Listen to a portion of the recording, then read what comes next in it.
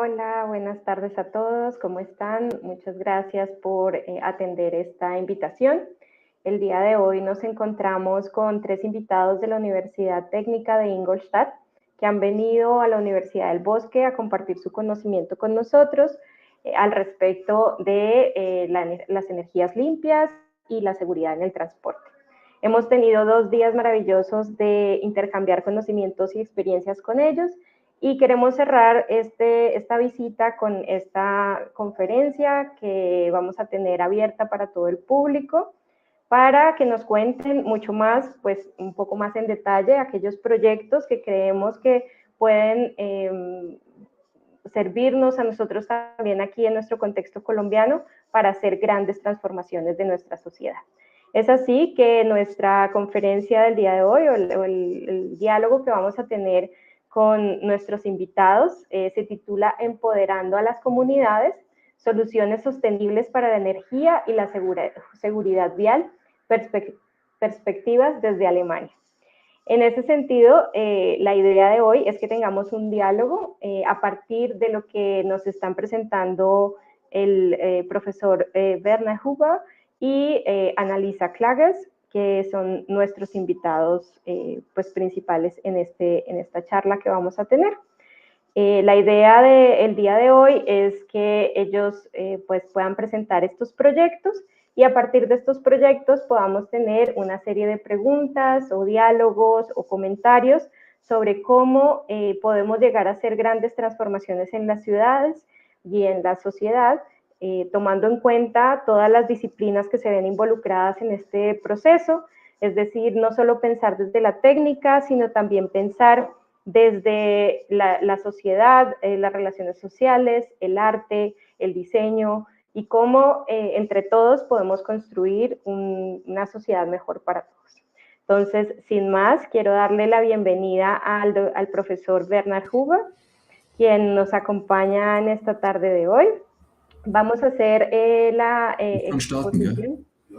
Vamos a hacer la exposición en dos idiomas. Professor Huber? Yeah. Professor Huber, we heard you. So we are going to start our presentation. Yes, I just yes. Yeah.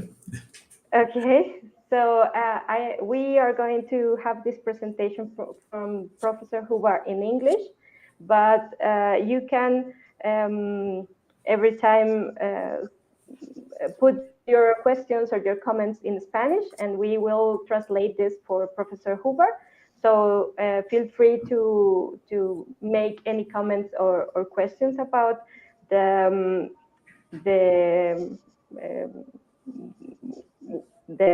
explanation and the conference from Professor Huber, okay? So Professor Huber, you are now, I pass the word to you.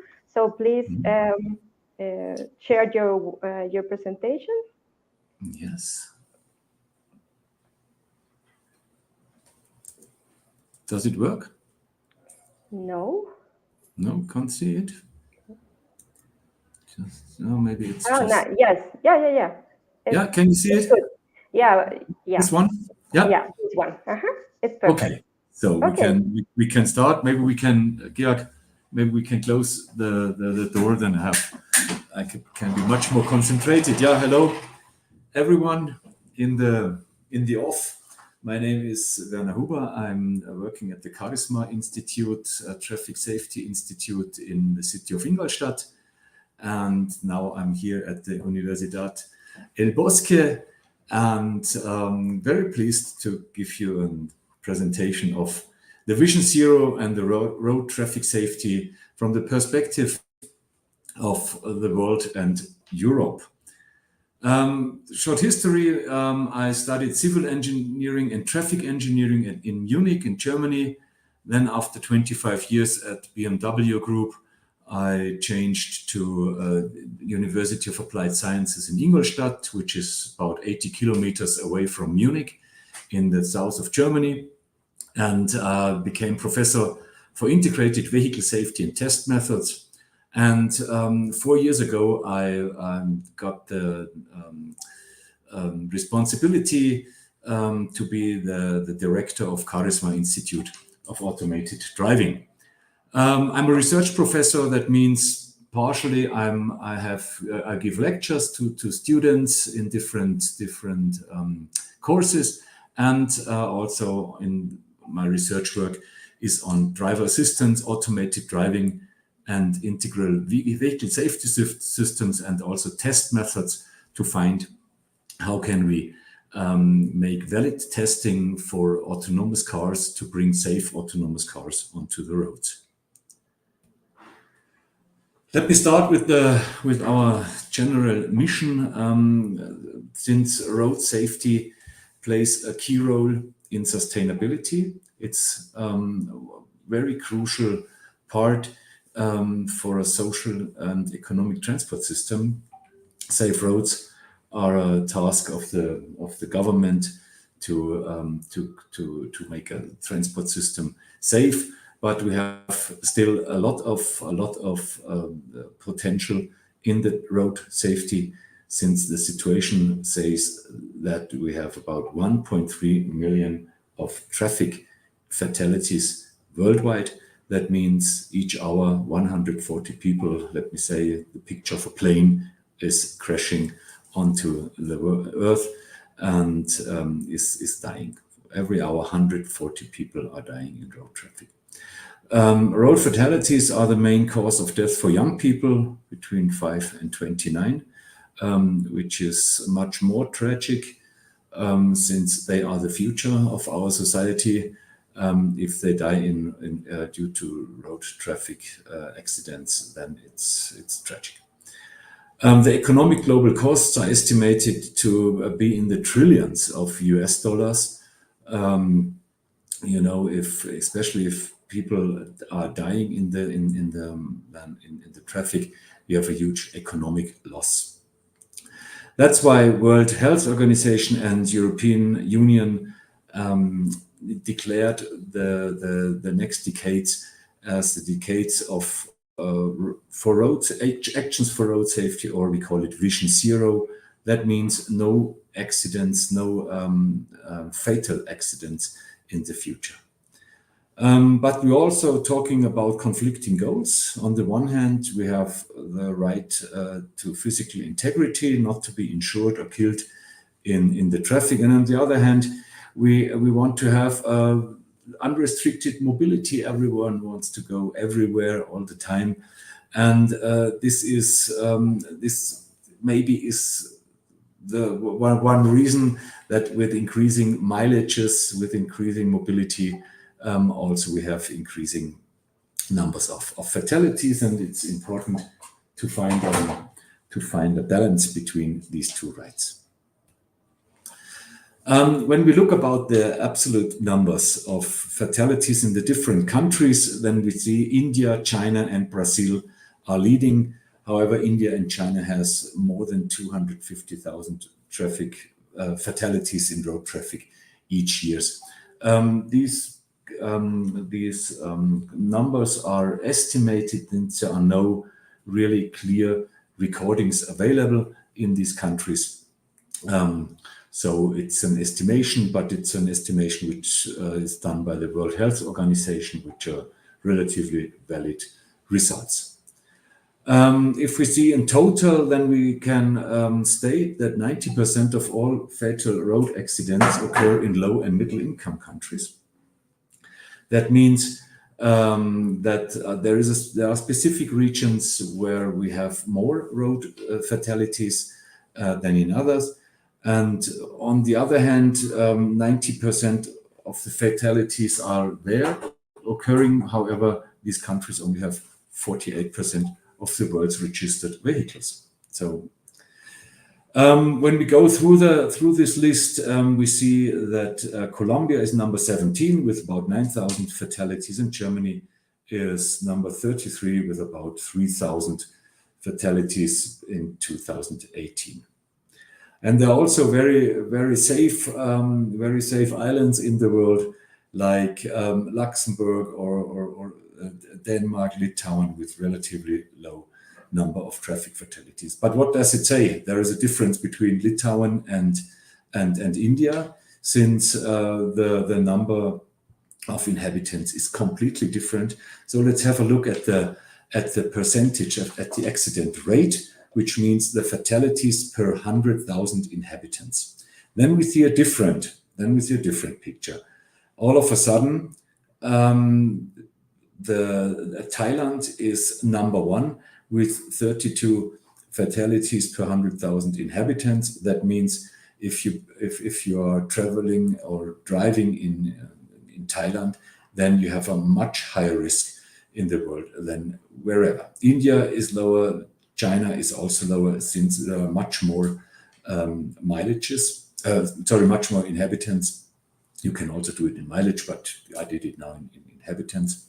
And we see also that Germany is still very, very low. Europe in total with 5 fatalities per 100,000 inhabitants, which shows a very, very low risk in getting killed in road accidents. And that's a result of a long-term prevention strategy of the European Union. Since more than 25 years, European international projects are funded by the European Commission to work together, cross-border projects with the aim to have safer cars, safer mobility, and more safety in the road. If we have a look to the German development, then we see here, starting from 97 with 100%, what happened in the last 50 years. And we see that the mileage was increasing tremendously. More than 300% more kilometers are driven on German roads, but the fatalities are increased by 87%. So we had about more than 20,000 road fatalities in Germany in 1970, and now in 2023 we have still about 2,800. That means a tremendous reduction of road fatalities and also a reduction of injuries. However, the accidents in total have risen to 2.5 million. This means a plus of 166%.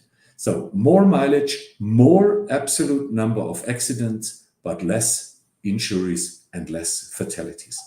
Where does it come from?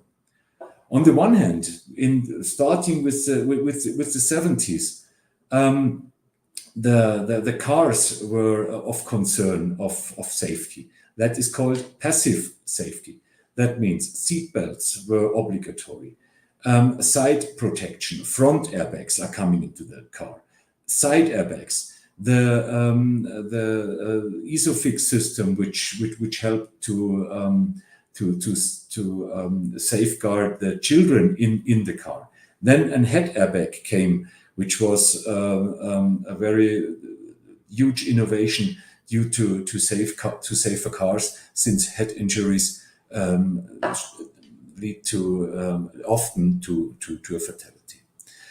And while the potential of passive safety is nearly to, let me say, 95%, you can't really do more in protecting the passengers of a car in the car. On the same level, the active safety system has started to be introduced in traffic, obligatory introduced.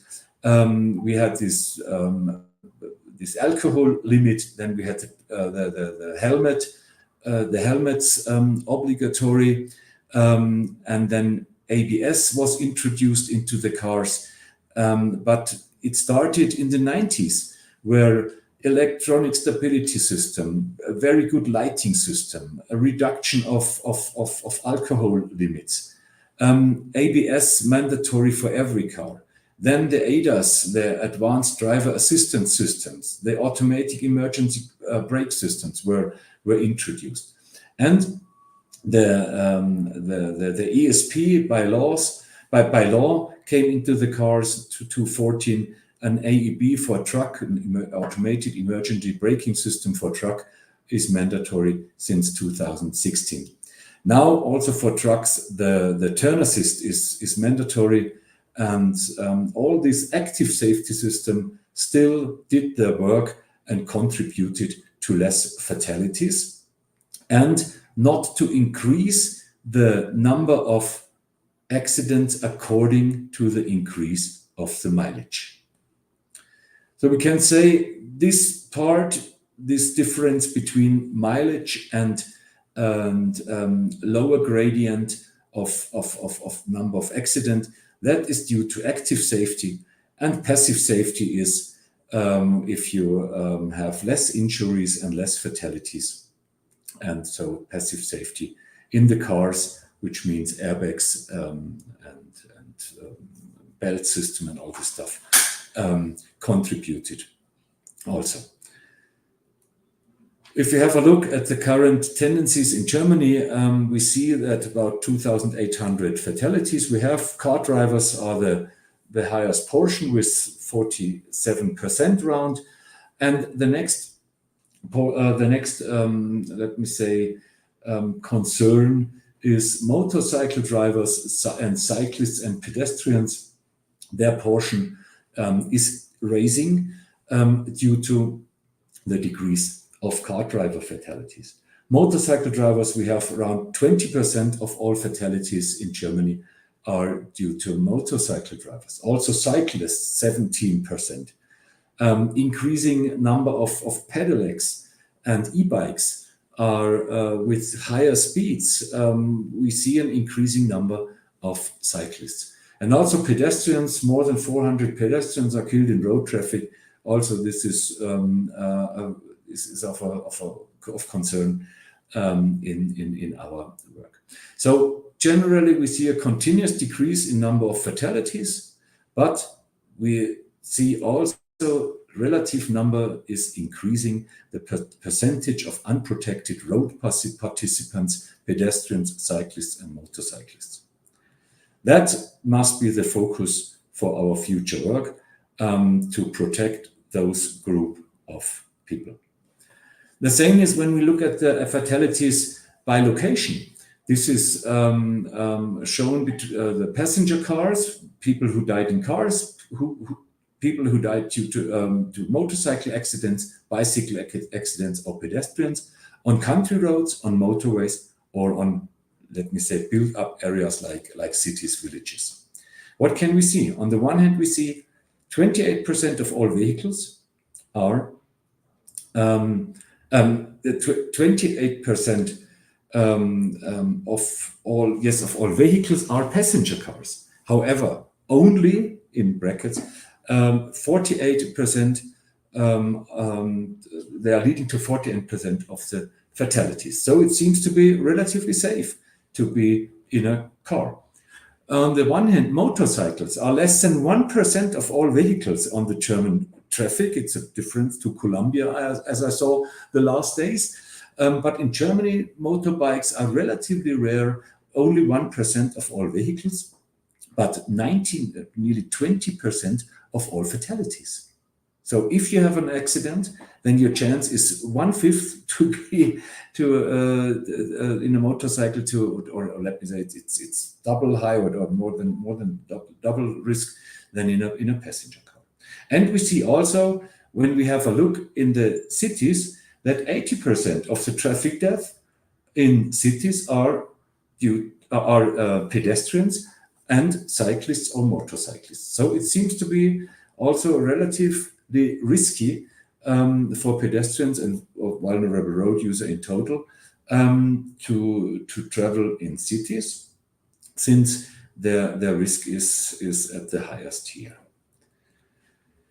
Let's have a look to the age. The largest group of people involved in road accidents with personal injuries are men between 25 and 35. It's this group. We have here around 36,000 people, men especially, who get injured or killed by road accidents. On the other hand, if we look at the group under 15 years, then we see that the children have in total around 20,006 casualties, 51 fatalities in this group. most on the route to school, and most driving a bicycle. So this we have to consider, that young people on bicycles on the road to school have a much higher risk to be injured or killed in the traffic. On the other hand, when we see the group between 15 years, which is a very healthy group, young people between 15 and 29 are the highest, the top 10, the top cause of death is being killed in road traffic. Yeah, the rest of the causes for death in this group is lower. The risk to be killed in road traffic for this young group of teens, let me say, is to being killed in road traffic. And that the problem that they are the future of our society. Let's have also look to the number of cyclists killed in road accidents, still decreasing over 40 years. And then we see an increase here, 2000. It started 2014, and the trend was changing from the decrease to the rising numbers. This was the time when e-bikes were introduced in the traffic. Elder people were driving with high velocities, up to 25 kilometers with their e-bike, and when they involved in an accident, then they have a much higher risk to die. The European Union decided about the Vision Zero, which meant to halve the fatalities from 2010 to 2020. This was not reached in total, and now they prolonged this strategy to 2030 with a new vision of zero fatalities in 2050. So we have to get back to the trend, to the target here, if we really want to reach this vision, and that's why the European Union is spending a lot of money in road safety work and road safety projects. And this Vision Zero program also consists of sustainable vehicle concepts at the highest safety level. That means there's still work on improving the safety of cars. On the other hand, the protection of the weakest and unprotected road users, pedestrian and bicycle drivers, as I told before, their risk is increasing. There is a development of cooperative safety technology. This means connecting cars with each other. Also, introduction of driver assistance systems, which connects the car to the environment, but also car2x technology, connectivity technology in the car. That what means to have safer cars by connecting them, knowing that there are other cars in my surrounding. Autonomous braking system, and also rescue systems like emergency call. And very important, to strengthen the research of accident formation and consequences. This means recording data at the spot by in-depth analysis, and finding out why this crash or why this accident happened, and what could have been done against this accident, which is the basis for future measures. And this overall program was then, let me say, has been further developed in national programs and strategies, most with regard to this baseline of Vision Zero. And in Germany, there is a new traffic safety program since 2 years, which really enforces technologies and different actions, and I want to give you a clue what that is. On the one hand, is the potential of automated, autonomous, and connected driving to improve road safety. If you automate the traffic, then you take out the human being as one of the main causes for accidents. This is the idea behind that. So let me say automated motorway traffic is meant to have no accidents anymore. But also to strengthen the capabilities of the driver by driving assistance systems is also very important, to help them to support the driver in specific situations, in critical situations, to warn him to brake the car, to steer the car, to evade. This is the introduction. And this means the market penetration of ADAS systems should be supported. Improvement of road infrastructure. What can be done in the infrastructure, on the roads, on bus stops, on where people getting out onto the road from the bus? What can be done with the streets? How have they planned, and how can they be made safer to have a safer behavior on the road? Then a so-called cycling campaign, considering that cyclists are one of the most risky groups now in the traffic, separating the traffic flows, construction of safe cycle paths, illuminating cycle paths in the night, and all this, which helps to make the bicycle driving much safer. Also, in one of our projects, we are connecting the handy of a cyclist to the infrastructure, to an intelligent intersection, to help him to get safer through the intersection. Then the accident survey, accident data recording and statistics. This is very important to understand the failure processes which are leading to an accident. And if we know that, then we are much better, we can much better decide on measures to avoid it. And the road safety program called Learning and Living, which means finding new indicators which are measuring the safety of the road. We have statistical data, we have accident rates, and by age and by location, but maybe there must be finer indicators, finer KPIs to describe the change in road safety. This means on the technical side that the passenger cars need more driving assistance system, that a large-scale implementation of head protection systems has to be done. Increase the usage of the ratio of the seat belt.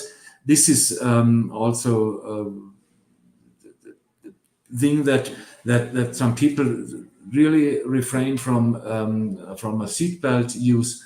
And old versus new, the rejuvenation of the vehicle fleet will also lead to a safer traffic, since safer cars will behave safer in accidents. Road traffic, the truck traffic. Here we see an increased driver training is necessary to make them aware what happens if you drive like you do. Bringing ADAS into the fleet of commercial vehicles, which is done by law now. There is a mandatory automated emergency braking system for all trucks now. There is a mandatory turning assist for right turns at intersections, not to oversee people driving with bicycles or pedestrians. And so things like mirror replacement system, flashing side marker lights, all this stuff. Then for the pedestrians, better infrastructure, improving infrastructure, finding out where the critical spots are, where people are passing the roads or crossing the roads or getting onto the road, and how can we this avoid by improved infrastructure measures, and the visibility of pedestrians, cyclists, and bikes to make them aware, especially during night. For bicycle drivers, obligation to wear a helmet. We don't have that. It should be standard, at least for e-bikes, since they have a higher velocity. At present, there is no obligation to wear a helmet. And maybe an e-bike training, especially also for elderly drivers, how to manage the e-bike, and also how to see what happens if you crash with 25 kilometers per hour into a car. The motorbikes, in the meantime, motorbike producers are starting to integrating ABS systems to have robust and stable braking, driver assistance systems to make the biker aware what's around him and to help him to get safe through critical situations.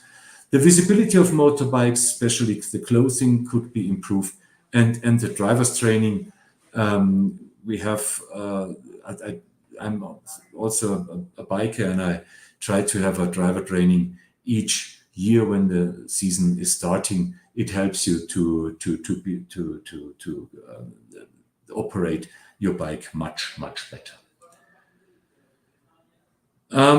In Carisma, which is our institute for automotive safety, we're researching on all that topics to make cars and traffic a little safer.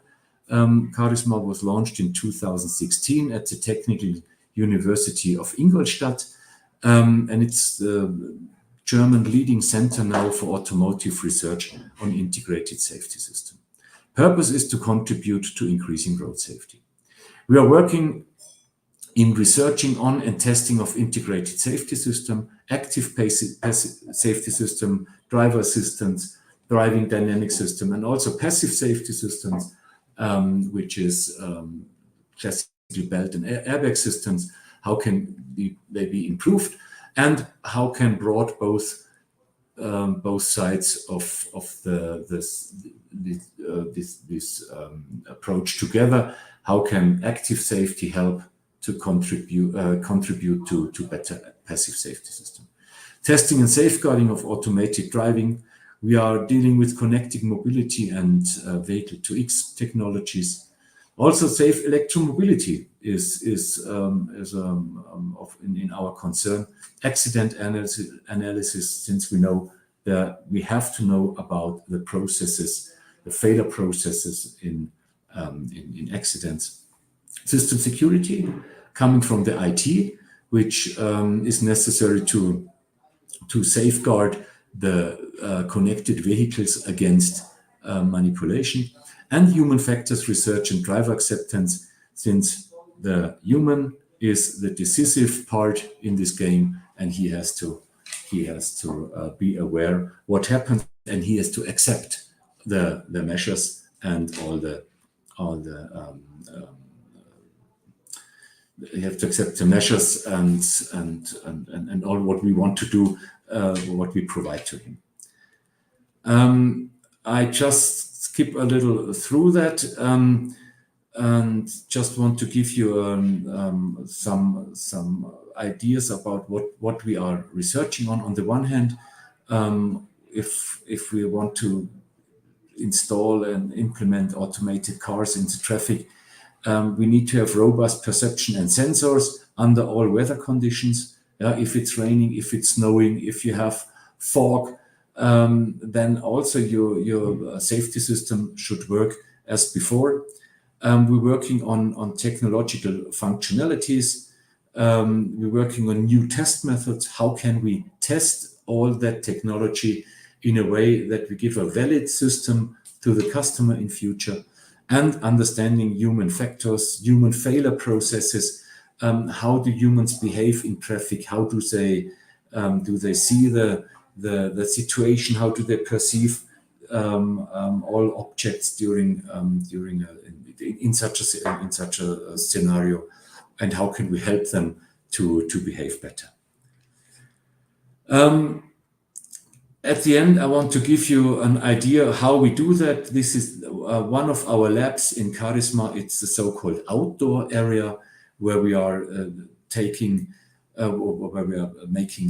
lot of driving scenarios, testing cars, testing infrastructure-based system. And I just want to give you with this film an idea what we are doing and how we're developing and testing technologies.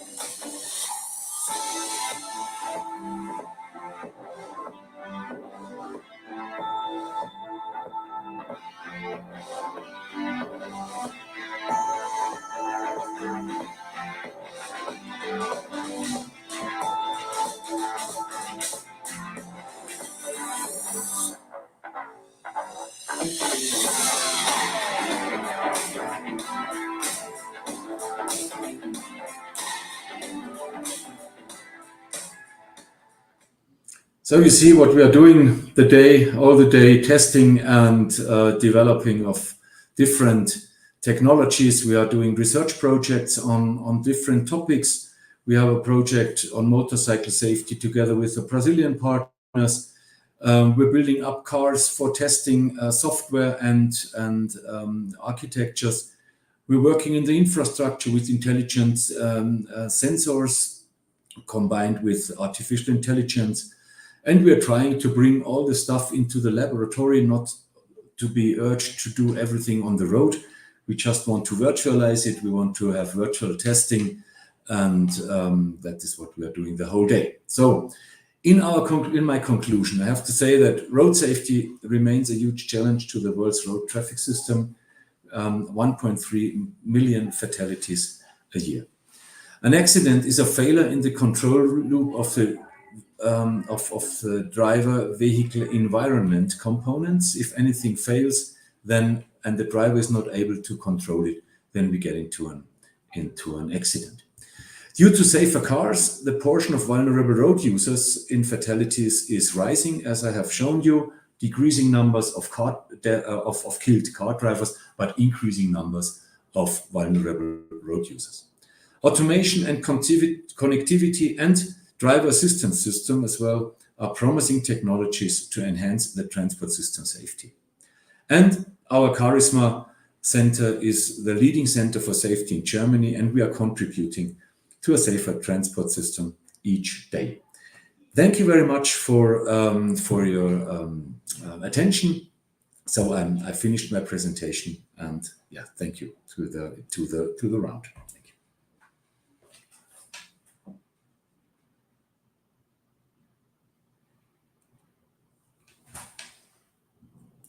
Okay. So how do we wanna I can't hear anything now.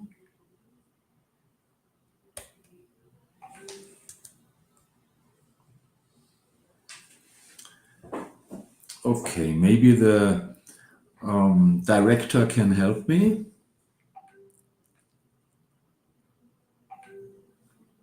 I just saw that I had to that the video was not very good.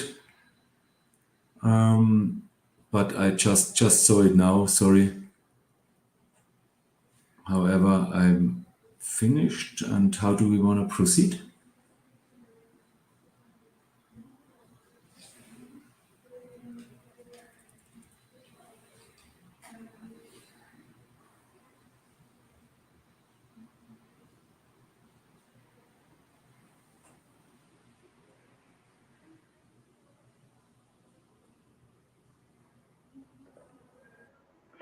Hola.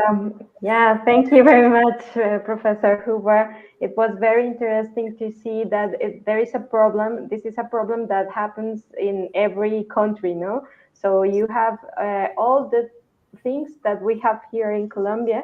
And then I want to ask you, in these few days that you stay in Bogota, which could be the most important difference that you see in safety, in road safety, between Germany and Colombia?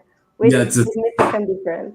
It's an interesting question, Melissa. Yeah, when we got to Colombia, now we experienced the traffic a few days, and we see a huge difference. On the one hand, much more motorbike drivers driving through the cars, finding a small space and going through that.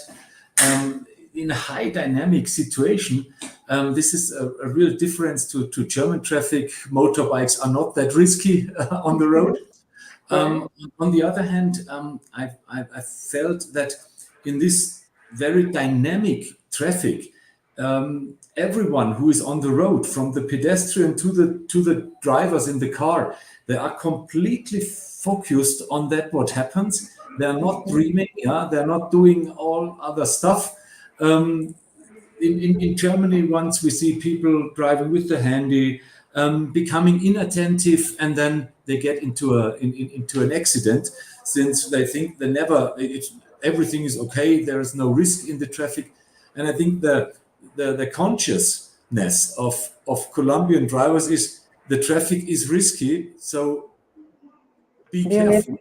Yeah. How they drive sometimes like hell. In Germany, we have more the idea of everything is okay, nothing can happen, and so we can do everything in the car without having attention to the traffic, and then we have those inattentiveness accidents. Maybe this would be one difference. Yeah, perfect. Yeah, I think so. It's the same. We know that it's risky, but we still take risks, more risks that we need, no? And this morning you were with our students, with architecture students, with design students. Yes. They work a lot about the intersection between infrastructure and automobile. Yes. Which comments have you developed in this workshop to know a little bit about the environment from the university? How do you feel about that? There were really very interesting results. The students went out and analyzed the different intersections and that what happens at that intersections. And compared to Germany, I would say after the Second World War in the 50s, 60s, when the cities were bombed, there was huge areas through the cities without houses, and that they took the chance to build big roads, and so everything was designed for the car traffic. Yeah, and it's a little comparable to Bogota, where car traffic is absolutely dominating. Yeah, and then this is the reason why pedestrians and bicycle drivers have separate lanes, but pedestrians are not really considered. Yeah, There are some crossings which end anywhere. You have to go huge deviations to get to the bus, and maybe there is a lot of infrastructural challenges, which could lead to a much safer traffic for pedestrians if the lanes are a little bit reduced, and the pedestrian-centered city has to be built. And this was very interesting what the students find out, and they also brought some improvements and ideas to cope with these problems. Very good. Yes. Super. That was nice. I think we need to think more between us, and we need to have intersections between disciplines. And sometimes we have a project and we only think with the glasses of a design or the glasses of an architect. And this is a good opportunity. And I think the workshop from today was a very good opportunity to see that we need to work together, to work interdisciplinary. Yes, yeah. There has to be a paradigm change in the thinking, and also maybe in the administrations, that administrative departments should work closer together to make the road safe. And if we can work together on an international level and exchange experiences and exchange results from different measures. Oh, what happened here? We did that. What happened here? We did that. Then I think it could be it's a very fruitful exchange and interconnection between us. And I have heard that you, in your institute, you work with different disciplines. Which disciplines have you in your Yes, we have a lot of this. We are dominated by vehicle engineers and electric engineers. But they're also in terms of having a look to the global traffic, then we need also integrate traffic planners. We have designers, not only designing cars, also designing roads. We have robotic specialists, but also psychologists, which are dealing with investigating human factors. Why does people behave like this? Why are people making mistakes like this? And so road safety is a complete interdisciplinary field, also with medicine, biomechanics, also with the lawyers, how to get new functionalities onto the road. Imagine if you take out the driver in the loop and let the computer or the robot drive. This is also a legal problem. What happened with consequences when the robot has an accident? Who is bearing the consequences? So it's a huge field of interdisciplinarity, and that is why it's so exciting, this field of road safety. Yeah, of course. Yeah. And why do you think we need, as a community, be empowered? Because the title of this conference is Empowering Communities. Yeah. Why do you think we need, as a community, to be empowered to work with road safety? Yes, since road safety is really a huge problem. And as I told when I started, we have 140 fatalities each hour all over the world. If you would have the same with air traffic, and each hour a plane would crash onto the earth, nobody would climb a plane again.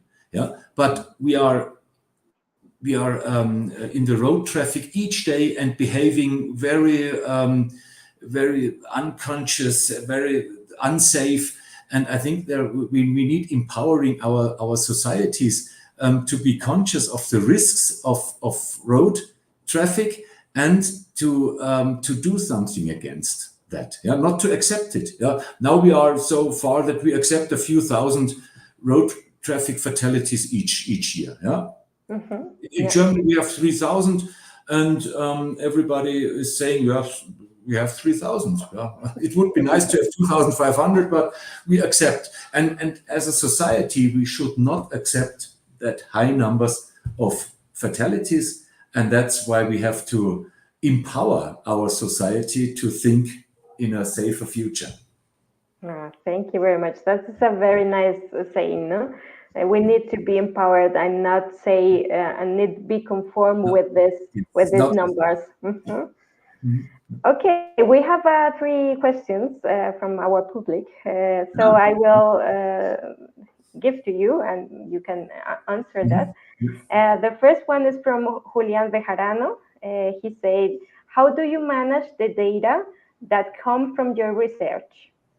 No, an interesting question. On the one hand, if you think when researchers are researching, then their main objective is to make the results public on paper by papers on conferences. This is how we bring our research to the scientific community. On the other hand, when we are measuring and recording data, then as a public university, also the data are public to everybody, to ask for the data, to make own algorithms. We are now recording data from the road. We have a real lab in Ingolstadt where we record the traffic with different sensors, and we store that data, and we will give them to the public in the next month. So every researcher in the world can have it and try out and play with these data. They were very open with the data, since this is important to publish papers and to publish results and also to publish data for other researchers. Yeah, okay, thank you very much. And then we have a question from Santiago Barriga. I will translate this. So he asked us, it will be interesting to know what we could learn and apply from Carisma's experiences in the Colombian context and vice versa. Yes, yeah, it's really interesting, since in our region, in our mobility region, in the south of Germany, we have a specific traffic, but this is not representative for the rest of the world. So it's very important to learn about behavior, about culture, since that what happens in traffic is also a result of cultural behavior. And so maybe we are finding measures and ideas for safety for European traffic, but we need to have a look at Colombian traffic to have ideas for that. And maybe also the Colombian safety community could have a look to Europe or to Germany, to Carisma, how safety systems can be developed, can be integrated in the traffic system, and how things are playing together in traffic management or in the car. And so we can learn a lot vice versa. Yeah, I think so. We can learn a lot from each other with different cultures. And I think in a little bit we are going to speak with Annalisa Klages in this part, how culture can be involved in to solve this type of problems. And then we have another question. So I will list this.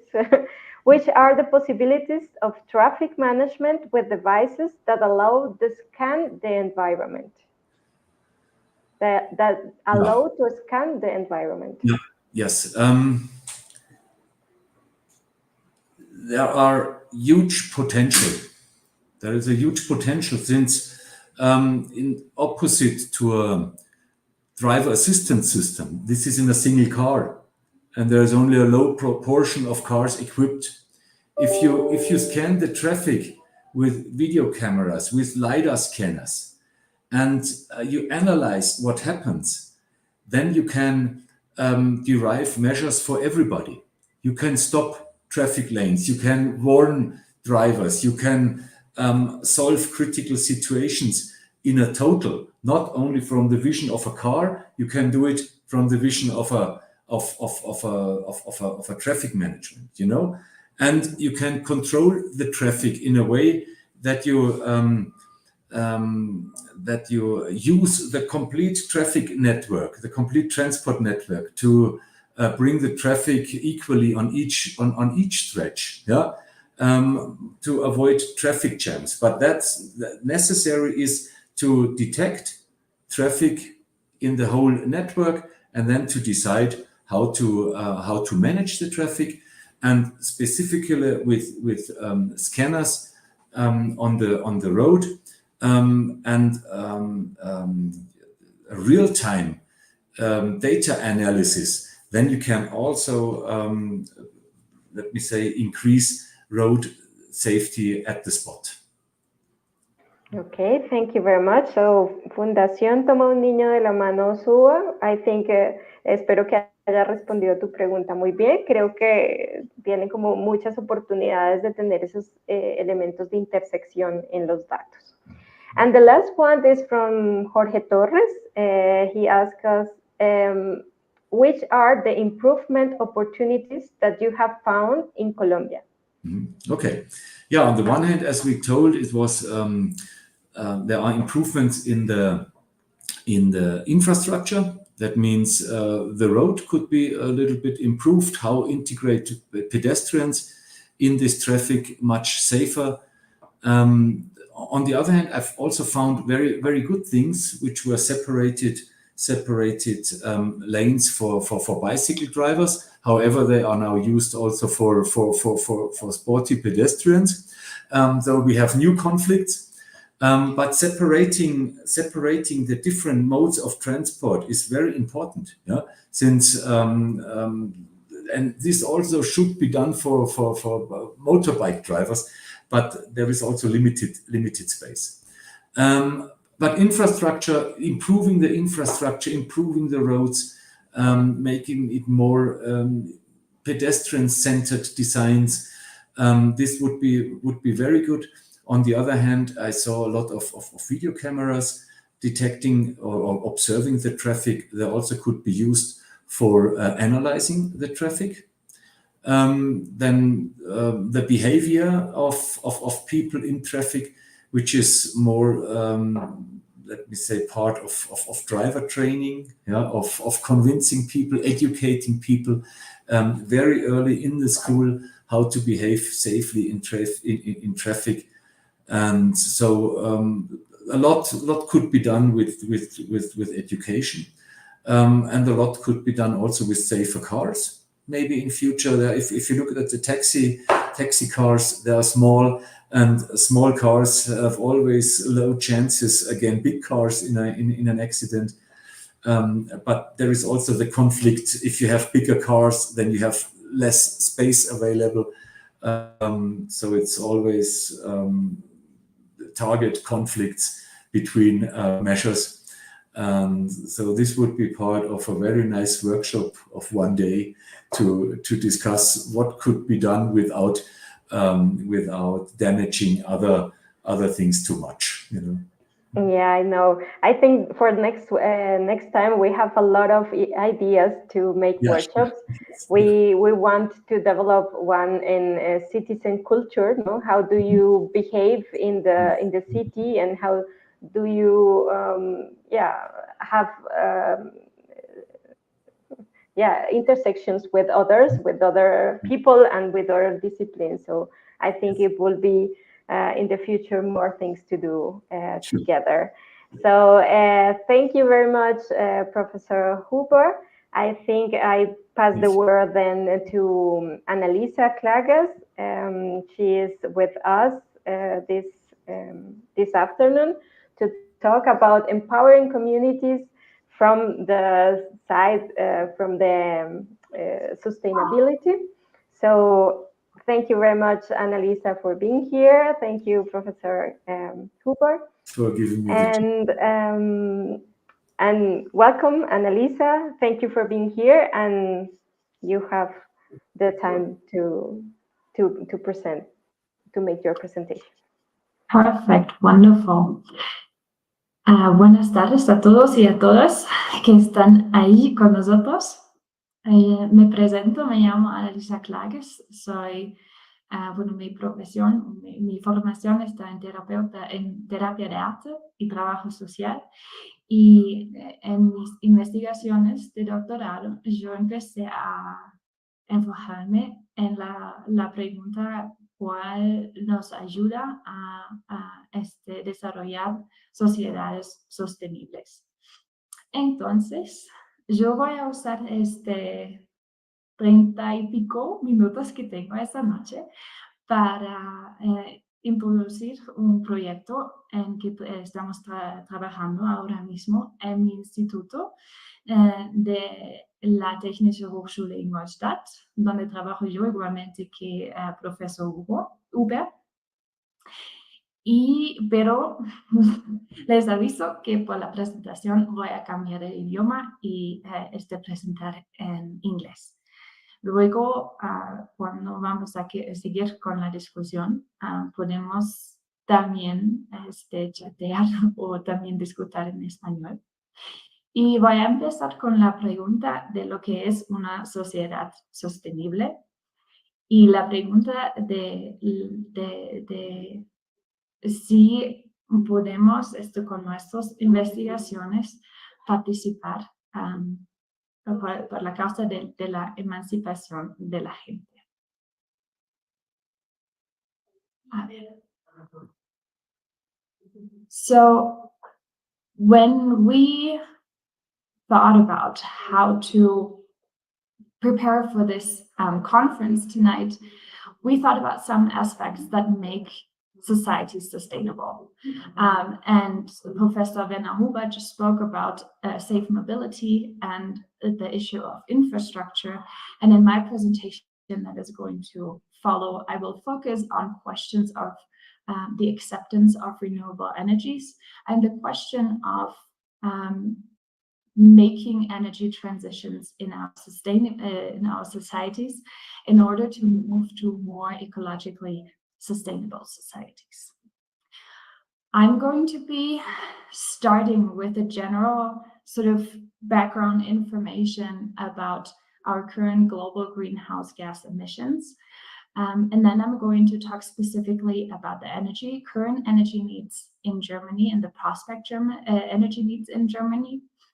And then I will present our project Big Trans to you. Big Trans is a research project that we're currently executing at the Institute.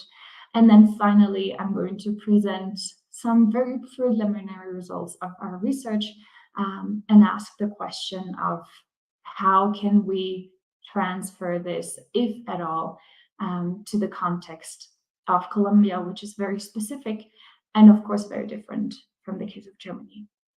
And alongside that, I'm also posing the question of whether sustainability transitions, and in this case, energy transitions, can actually participate to community empowerment. What you can see here is the development of global greenhouse gas emissions throughout the past 60 years. This chart begins in the 1960s. Sometimes charts start in the 1950s, or sometimes even further back in the 1870s, or even in the 1800s. Because when we talk about global greenhouse gas emissions, we're also always trying to compare. And as researchers, when we try to compare, we try to find dates that make sense. And here the 1950s and 1960s mark a very important turn on the global scale, because it is the era after the end of the Second World War. And it is an era when many countries of the global north started to see a so-called economic boom. Alongside with the economic boom came prosperity for the citizens of those countries. And as you can see, the greenhouse gas emissions increased immensely throughout the years to follow. What is interesting is that in the year 2015, some of you may know about the Paris Agreement, Others may not know about it, but here the world leaders and the presidents and chancellors of the member states of the United Nations agreed or came together in Paris and agreed that they wanted to limit global climate change to below 2 degrees Celsius, ideally to 1.5 degrees. Now, I can already tell you that the 1.5 degree goal, unfortunately, is a goal that we're about to hit. But in this case, obviously, it's not a positive goal to reach, but rather something that we would not have wanted to reach, because it will affect how we are going to live today, but also in the future. I learned that Bogota recently had a drought and a lack of rain for several months, which affected all of your lives. And we're going to see a lot more of this in the future. So even after the Paris Agreement, even though we saw a small sort of dent in this graph, we see that on a global scale, greenhouse gas emissions continue to increase. And estimations of people who do a lot of simulations and calculations say that on a global scale, we will most likely hit a peak in around the year 2030, before we hopefully start to see a decrease in global greenhouse gas emissions. What we can see here as well is a different line, and this different line I just want to briefly highlight are the greenhouse gas emissions of the whole continent of Africa. And while we do see a small increase here in the African-wide greenhouse gas emissions, we see that compared to the rest of the world, they remain shockingly low. And of course, this has to do with the gross domestic income, and it has to do with the industry, and it has to do with the prosperity of a country. And so this poses a very important question, and it's a question that keeps me at times awake at night, because there is a clear linkage between household incomes on an individual levels and their greenhouse gas emissions. And there's a clear linkage as well between the gross domestic income of a nation state and their nationwide greenhouse gas emissions. So the question is then, and this is something to bear in mind, is how can we make energy transitions not only energetically efficient, but also socially just? And to emphasize what I just said, I want to just give you two more small graphs. And the one that you see on the left side here are the global emitted carbon dioxide equivalent emissions, meaning all greenhouse gas emissions globally between 1990 and 2015. And what you can see here, the dark blue and the light blue emissions account for 52% of all of global emissions. And those 52% are emitted by the richest 11% of the global population. When we translate this to the German context, we see that the richest or the wealthiest 10% make up for almost 33% of all of Germany's emissions. And what you can see here, and my apologies for this chart being in German, what you see here is not only the direct emissions through, for instance, housing, heating, mobility, consumption, and daily life expenses, for instance, nutrition, but also their contribution to greenhouse gas emissions through investment. And this, as a matter of fact, is something that was recently confirmed in a globally executed representative study, which also found out that not only do wealthy people cause a lot of many greenhouse gas emissions, but because or through their investments, they also invest into industry branches that then again produce many emissions. Now, when I want to take a look at Germany, as I said in my very brief introduction, and again, you see a chart that starts in the year 1990 and it reaches all the way to 2022. In the case of Germany, many times we use the year 1990 as a reference point because that was the year when the former East and the former Western German countries were reunited. And therefore, all figures and numbers that we have that date prior to that either figures from the West, and usually they are because we don't have as many figures and numbers from the former East. What you can see here, generally speaking, is a very positive development. And it is positive in the sense that between 1990 and the year 2022, thus in 32 years, the whole country of Germany was able to increase its carbon dioxide emissions by about 500 gigatons per year. That is very positive.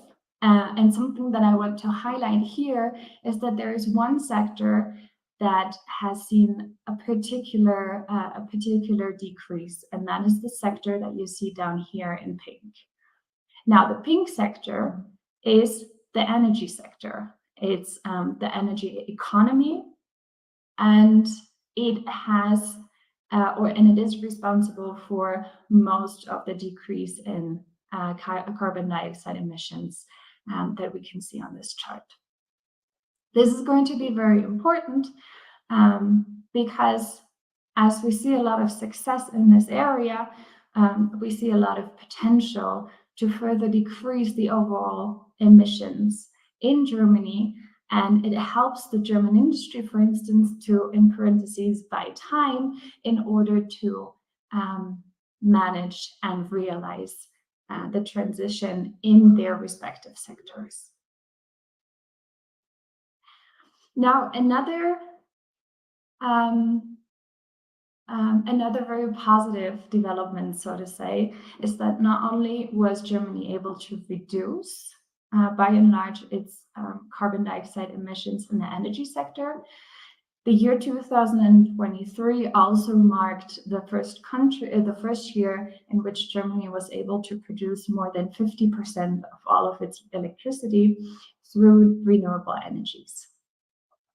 As you can see here, this is the electricity sector, heating and cooling.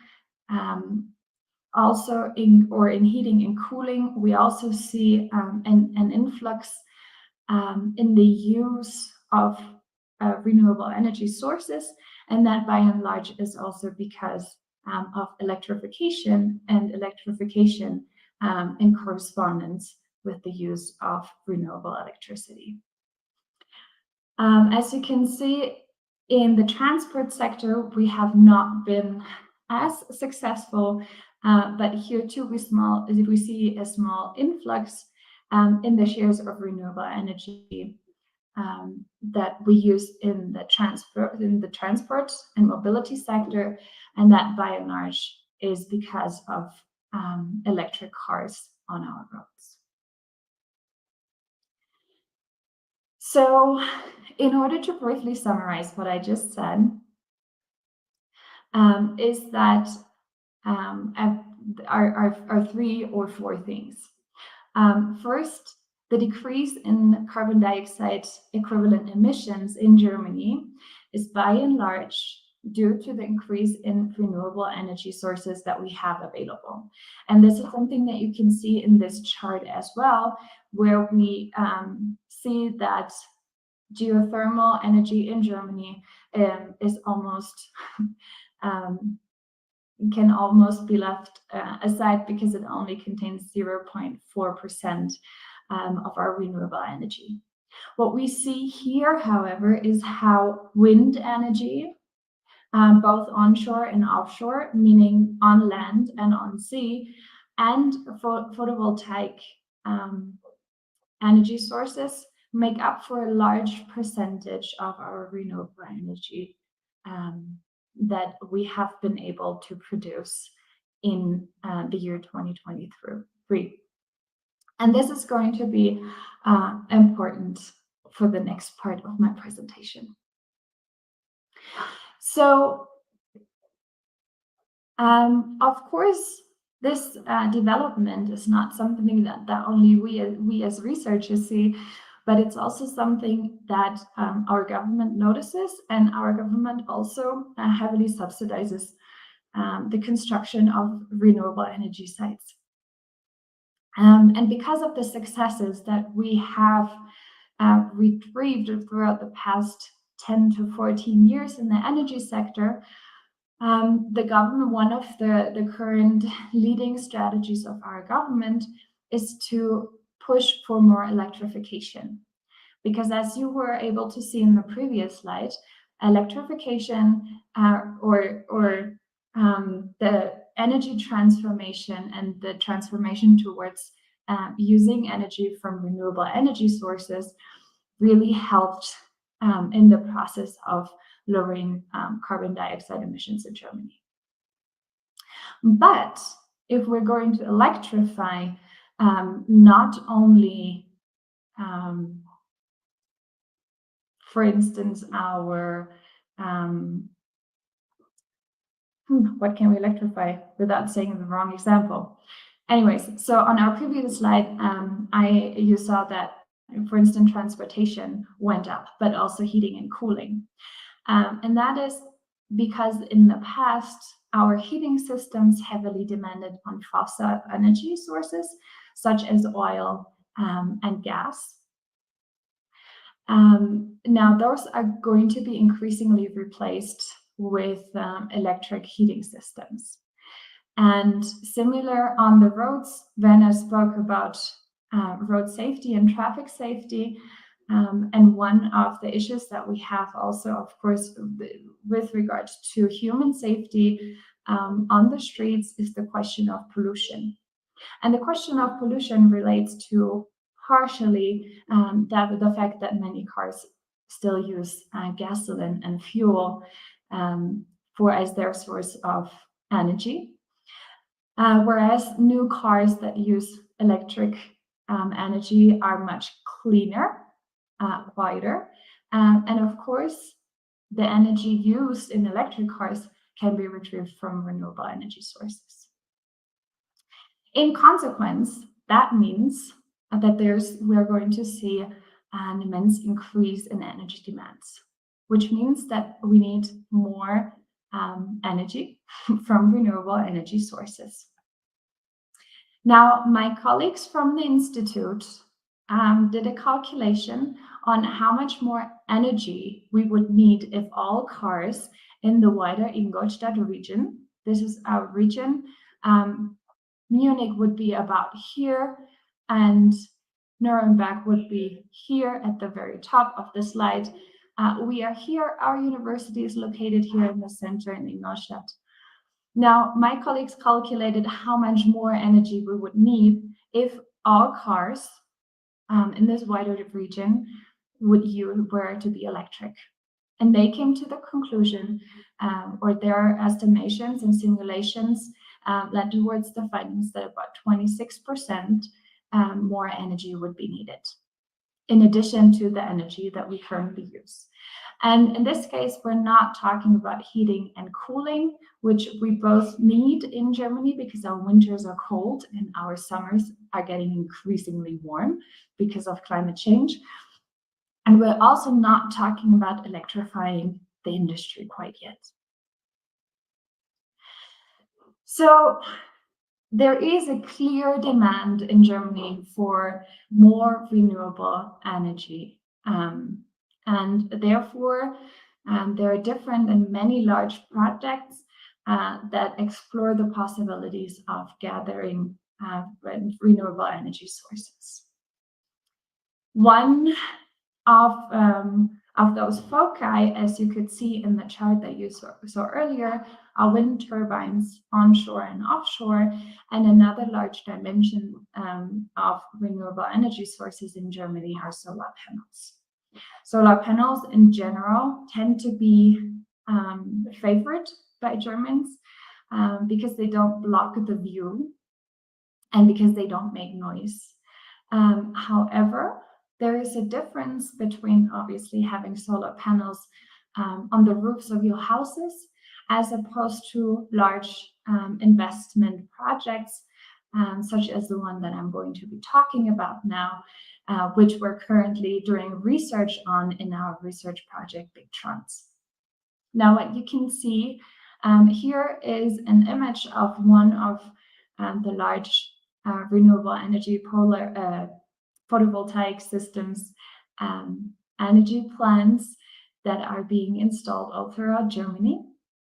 However, many of them are installed in the former eastern part of Germany, and that is because of geography, it's because of morphology, but it is also because Eastern Germany has many rural parts and lots of agricultural land that can easily be transformed into an area that can be used for the installation of large renewable, or in this case, photovoltaic energy plants.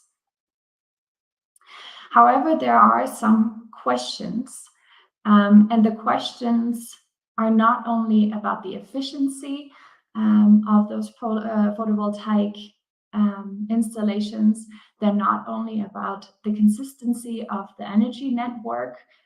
As you might know, it's highly sensitive in the sense that it needs to be balanced at all times, and if it's not, it runs the risk of causing major shutdowns. And therefore, we need, very, very good research that can tell us at what time and how strong the networks need to be in order to be able to maintain and carry the energy that needs to be in the network at all times. We also need to consider the fact that there are human beings involved. Human beings, on the one hand, those who are investors and who construct, those who at municipal levels are hoping to generate an income for the communities through tax incomes, but also the people who live in the communities who fear that they will lose a beautiful landside, who will lose attachment to the lands, and the question of commodification of land. And so those are factors that all need to be considered when we want to make sure that such large projects that we need, and there's a clear need for them, are going to be accepted among the local populations. So in our research project, we do not construct the photovoltaic installation. However, what we do is we research the process of installation. And that is something you can see here. We're using this installation. It's an energy plant currently under construction, and we use this energy plant currently under construction as a case study in order to find out who are the people involved, who are the stakeholders, who are the shareholders, who are the beneficiaries, and who are the ones who need to pay for the consequences of large installations such as this one.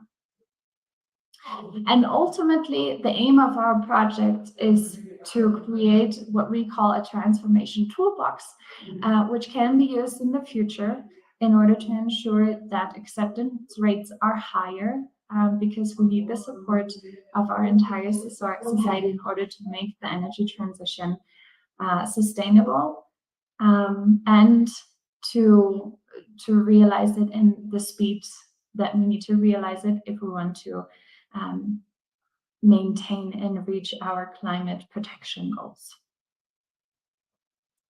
What you can see here is a map, a Google map. I have to be honest here. From the Eastern German region of Brandenburg, Here on the left side of the image of the map, you can see our capital, Berlin. And on the right side, which you probably won't be able to read, but there is a city called Frankfurt-Oder. It's not the large one that you know, the one with the banking district and the international airport, but one that marks the border to Poland. So as I previously said, this is a largely rural area. There are a lot of forests, and there are a lot of wetlands, and large agricultural areas. That makes it easy for investors, because investors can rent property from local farmers, and they can rent them in large amounts, because the pieces of agricultural land are so big. Our transformation toolbox will contain findings from our technical and economical analysis of the energy systems to be installed, the possibilities for local political participation from citizens and other stakeholders involved, from choice experiments which seek to find out how far, in a sense, people are willing to go, and what their preferences are with regards to, it can be simple questions such as, do you prefer solar energy panels or do you prefer wind turbines? But my colleagues are also doing in-depth interviews with protagonists and focus group discussions that cover the more cultural and social and community-oriented aspects of energy transition projects that focus on renewable energy. So I'm going to, because of time, not go into detail here, but I just want to briefly highlight that, of course, energy transitions and energy transitions that to a certain extent claim for societal change or demand societal change, of course, never occur in a black box, but always in a political context and always in a historical context. So in Germany, according to several surveys and empirical research, the majority of the German population supports governmental efforts to protect the climate and prevent climate change from further accelerating. But it becomes a very difficult issue the very moment citizens start to feel that it means that protecting the environment is going to be felt in their wallets, because things become more expensive.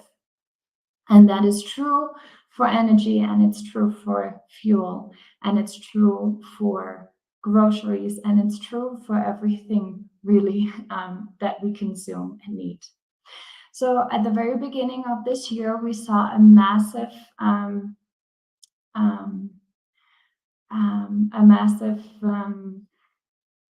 protest of farmers who were protesting against a governmental decision to eliminate some subsidies they get, to the point where government pulled back from this decision because they were fearing the incoherence of the German society.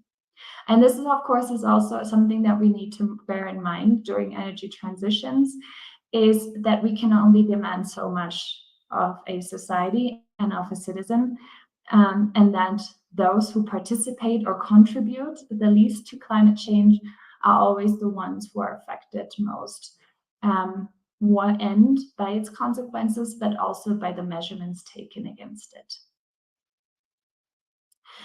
So when I now present the preliminary findings of our first explorative data that we have gathered in this project, Big Trans, throughout the past year, I'm also thinking about the question of community empowerment, because I see a lot of potential.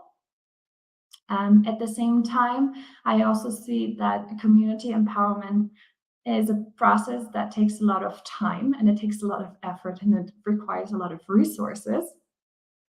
And many times, especially in those economically oriented installation projects, such as this large solar panel planned, those are not necessarily factors that are taken into consideration. So what we found out during sort of the first analysis of our empirical material is, again, that also the people in the communities generally support energy transition and see the needs to do so. And they do see the need because they also live in an area that has been affected by serious droughts throughout the past years, and large forestal fires that have caused, luckily, very few casualties in terms of human lives, but definitely destroyed a lot of land and a lot of forests, and took a source of income of several people.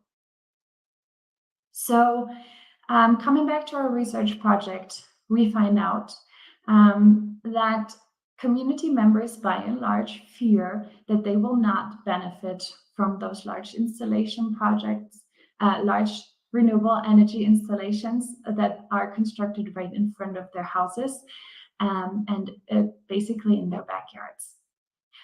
In addition, there's a general mistrust in the local government and the local authorities that they will not ensure that the people who actually live in the communities will benefit from the income that those renewable energy plants will generate. Furthermore, and this is quite particular to Germany, investors are usually understood to be foreigners, and foreigners in the sense that they're not natives of East Germany. Many times they're understood to be Western Germans, even though they are not always from the West. For those of you who are a bit older or who are historically interested, Germany was divided, as I said earlier, until 1990, I'm sorry, and Western Germany, the Federal Republic of Germany, was wealthier, and after the fall of the Berlin Wall, which ultimately led towards the reunification of Germany, while it brought many positive things, it also caused trauma among several Eastern German people, because of several issues that I don't have time to go into, but just to bear in mind. So the question of who constructs and who are they coming from is a question that is incredibly important here. And then we have the question and the conflict about the right use of land, which is on the one hand linked with the perception of local material and immaterial cultural heritage, and on the other hand also linked with the question of what do we use land for, and what actually is more important, renewable energy or nutrition, and that relates to the fact that we're using agricultural lands here in order to use those large areas to construct the renewable energy installations. And then there are some things that we are currently not considering when talking about energy transitions in Germany, or at least not as much. One question is, what is going to happen with the material that is being used here after the end of its life cycle? We know that solar panels, depending on where they are from and how high the quality is, can last till about 35 years. But after that, they become very expensive trash. And then what you can also see here is that in between those solar panel lines, we have grass, but nothing more. So the question is, couldn't we make better use of the land that we're currently only using either for agricultural use or for the generation of renewable energy? Now, coming towards the end of my presentation, I promised, then I would try and contextualize everything that we have just learned from the big projects and energy transition in Germany. And I want to conclude with some thoughts regarding the question of energy transition in Colombia. To begin with, what we need to consider is that the use of energy or the emissions caused by different sectors are quite different from Germany compared to Colombia. Whereas, for instance, the agricultural sector in Germany only makes up for about 8% of our overall greenhouse gas emissions, in Colombia they make up for about 59%. And so this is something that needs to be taken into consideration when we talk about energy transitions in Colombia. The first thing to look at would be how to decrease possibly the energy emissions caused by the agricultural sector through different aspects such as fermentalization, but also deforestation plays an important role here. Another issue to take into consideration in Colombia, which is also true for Germany, and I referred to it earlier, is according to the UPME, the energy demands in Colombia are going to grow. The UPME does estimations of 15 years, and the last estimation was from 2021, and they assume that by 2036, the energy demands of Colombia are going to increase throughout all sectors, but significantly. So, in order to cover, for instance, for the anticipated increased electricity demands in Colombia, there would be, for instance, if the electricity sector, or if it was to be covered by renewable energies, we would be talking about possibly 40,000 megawatt hours of electricity through wind turbines, or even more of photovoltaic panels. Now, in preparation for this presentation, I looked at a study from Thema and Roa Garcia, which was published last year. It was a cooperation between a German institute for sustainability research, which was not our research institute, but this is possibly one of the collaborations for the future that our institute and the Universidad del Bosque are going to work on a project together and create similarly interesting publications. But Thema and Roa Garcia conclude that if we were to consider the UPME estimations for future energy needs in Colombia, there would be a significant increase, and this is only in relation to an increase in consumption throughout the next 15 years. Colombia will need a lot more energy than it currently has and uses. They further conclude that decarbonization through electrification will be particularly complicated because of the particularities of Colombia. For instance, they find, or other research has found, that the best wind potential areas are located in indigenous territories, and therefore it makes the question of energy transitions in large renewable energy plants even more complex with regards to the question of the right use of land, or the use of land, or the right to use land, with regards to who gets to benefit, who are the investors, and what happens with the local communities.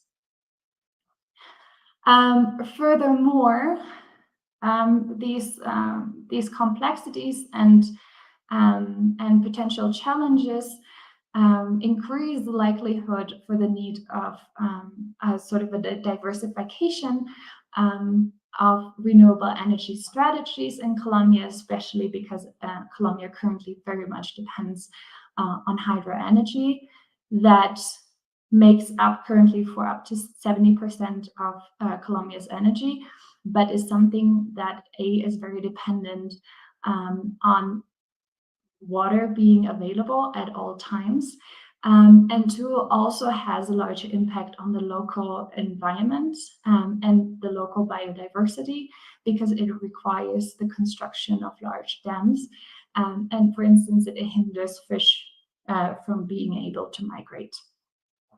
And ultimately, what is quite interesting is that both countries, Germany and Colombia alike, according to Manuel Garcia, find that where both countries are currently focusing very strongly on technological solutions in replacing fossil sources with green renewable energy.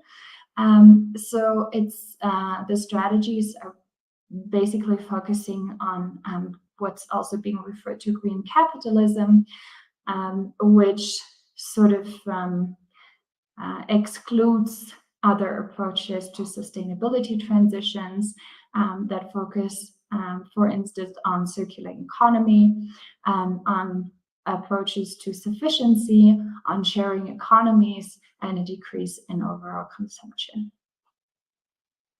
I want to finish, and I hope I did my presentation in times, with a quote from the very de Manuel Garcia, because this is something that we at our institute, Research Institute for Sustainability Studies, are convinced is very true and very important.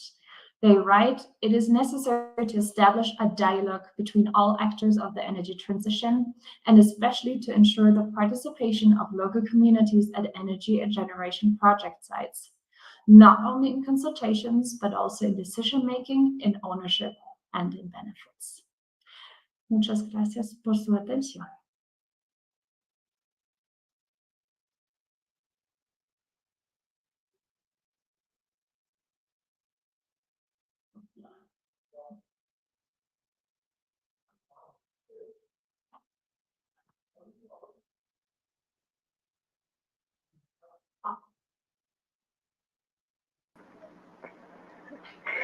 Ok, muchas gracias, Annalisa, por tu presentación. Realmente muy interesante. A mí, desde mi perspectiva, creo que es muy difícil pensar en energía porque es un concepto muy abstracto, ¿no? Como que en la vida cotidiana solamente lo sentimos cuando no está, cuando está ausente. Entonces, es más fácil entender un problema como el tráfico porque lo vives, porque lo experimentas todo el día, ¿no? Un poco con la charla que teníamos con el profesor Huber, pero la energía es un concepto que las personas no piensan en él hasta tanto no está ausente en las vidas. Entonces, creo que es muy importante traerlo como algo que no solamente tiene que ver con uno, con la vida de uno, con la vida diaria, sino con cómo nos relacionamos con nuestra sociedad. Tú misma hablabas de las emisiones, también hablabas de cómo financieramente se vuelve todo más costoso debido a esta razón, ¿no? Entonces tenemos alimentos más costosos, tenemos que pagar mucho más por lo que consumimos y no pensamos que la energía tiene una relación clara con eso hasta tanto no nos sentamos a reflexionar. Tú has dicho durante estos 2 días algo que me ha parecido muy importante, y es que no hay grandes transformaciones sin pensar solo en la técnica o pensando solo en la técnica o pensando solo en lo social. Y quisiera que nos ahondaras un poco más en ese pensamiento, tengo claro que en tu instituto precisamente por eso trabajan interdisciplinarmente. Entonces me gustaría que como cierre tuviéramos esa enseñanza de que tenemos que pensar multidimensionalmente. Sí, bueno, voy a dar mi respuesta en inglés. Claro que sí, perdón. Yeah, so as I was saying at the very beginning of my presentation, and I hope that you could see that also throughout my presentation, when we think about sustainability transitions and we think about energy transitions, of course, what many times is the focus is how to decrease the overall amount of bad gases that we have in our atmosphere, because it is the bad gases in our atmosphere that accelerate climate change. And so many times we have a focus on making sure that we don't get more gases into the atmosphere, but either, well, at least stop, but ideally also take out gases from the atmosphere. However, as you were saying, this comes with the need of a lot of investments, and those investments are very expensive, and they need to be covered. And what usually happens at or especially in Germans with investments at such large scales, is that one, they're either being done through large investments, and that means that enterprises and companies are making profit, or B, if the risk is very high, the government is the one who is sort of the investor. And in that case, it results in usually an increase in taxes. And so the social component of this becomes very important, because it means that the costs are going to be shared among the people. And there are people who don't have the income, who are barely making ends meet, who are barely able to pay for the energy, barely pay for the clothes they need and the food they need. And if something comes on top of that, they're not able to cover for that. And so it increases, or it contributes to an increase in inequality that sort of reproduces itself if in sustainability transitions we only think about the ecological and the technological part. So we need to think about the social part, but when we think about the social part,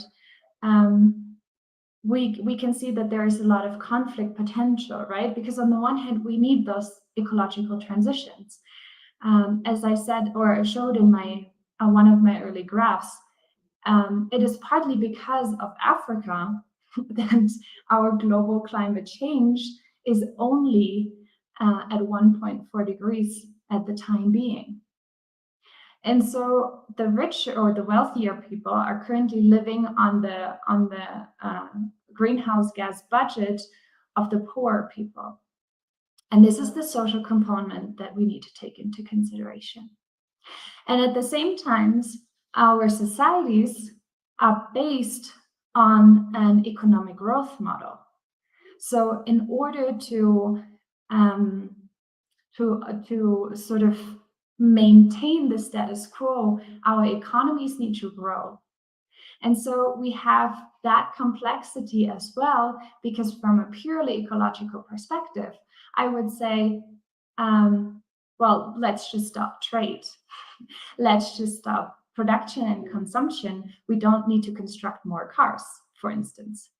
However, from an economic perspective, of course we need to, because our whole societies are going to collapse if we don't do that. So what we need to do is to find avenues that ensure that all of them work, and they work together, and they are equally balanced, in the sense that they don't hit break on the sustainability transitions from an ecological perspective, but at the same time don't forget that we live in a world full of inequalities, and that those who contribute the least to global climate change are the ones who are affected the most by its consequences. Thank you very much. I think so. It's a multidimensional problem, and we need to think about it it's true. We don't have too much time for all the questions that stay in our chat, so I will only take one of them, and then we close the event. So one of them is from Jorge Torres. He said, how do you find that relationship between art, technology, and therapy? Mm-hmm. That's a very good question.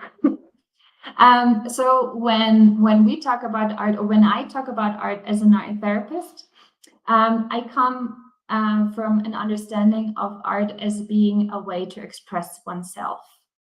And linking that, for instance, to cultural heritage, to patrimonio, we all have in our cultures art that we are culturally very closely attached to.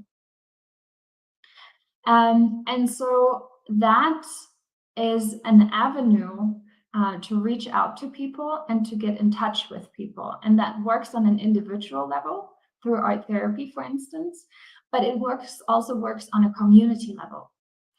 So through art, I can sort of get in touch with people and find out about their needs, but also explore their creative potential.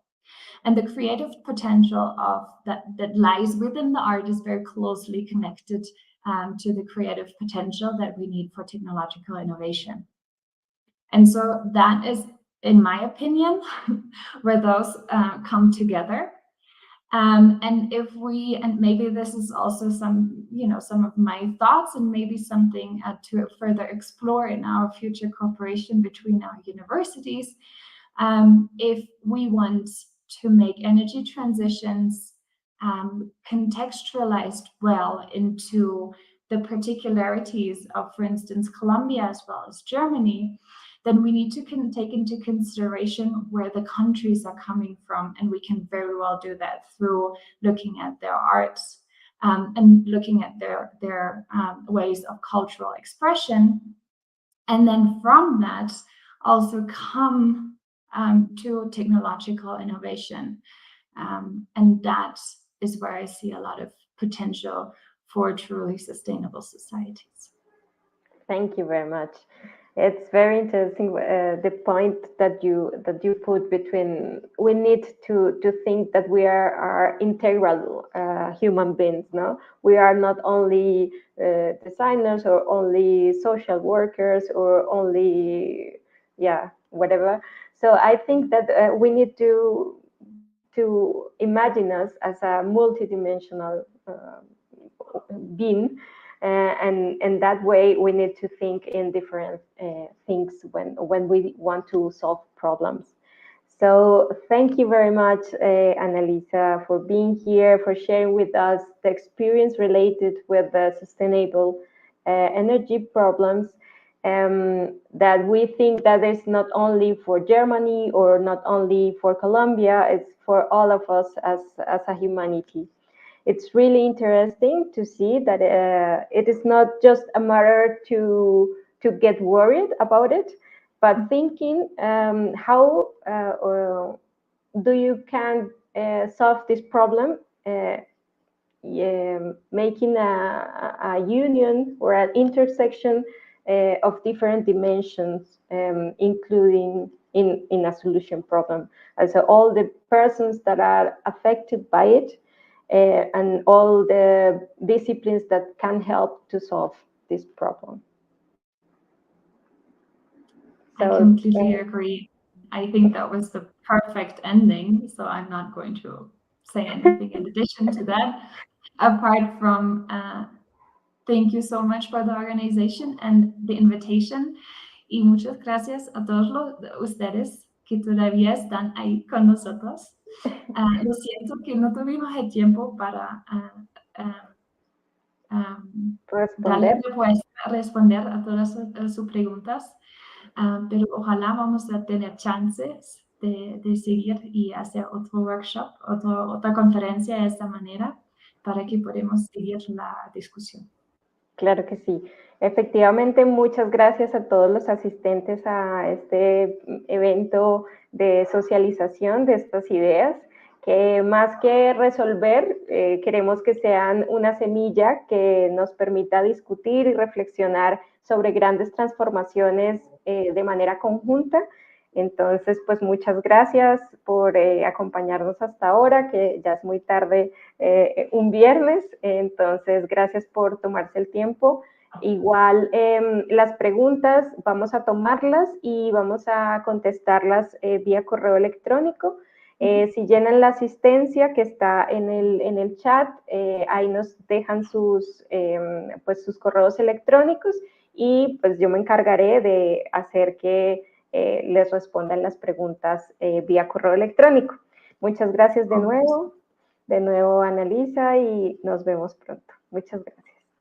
Muchas gracias.